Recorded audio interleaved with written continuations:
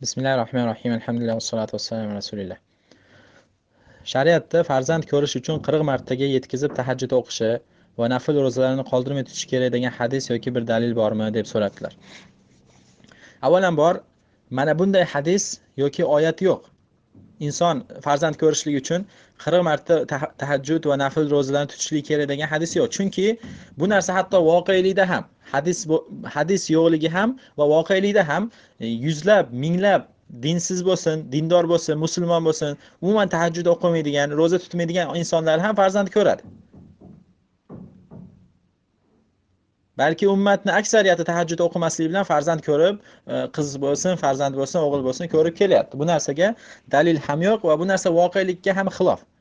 Ammo bu yerdagi savoldan maqsad farzand ko'rmayotgan inson mana shunday qilsa farzand kelarkan degan dalil bormi yoki yo'qmi desa, bunga ham dalil yo'q, bunday hadis yoki oyat yo'q.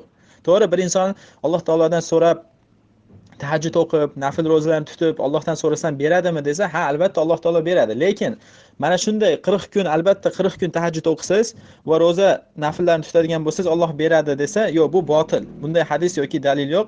Balki inson butun umr doim har kuni, bir hafta, bir oy, bir yil doimiy qo'lini ko'tarib duo qilib, tahajjudlar o'qib, ro'zalar tutib, ya'ni farzand ko'rishlik sabablarini qilib, uylanib, ayoli bor va farzand ya'ni homilador bo'lib qolishlikka kerak bo'lgan hamma sabablarni qilyapti va bu sabablarning ichida duo ham qilib, tahajjudlar o'qib, ro'zalar tutib Allohdan so'rasa, albatta bu shariatimizdagi bor narsa.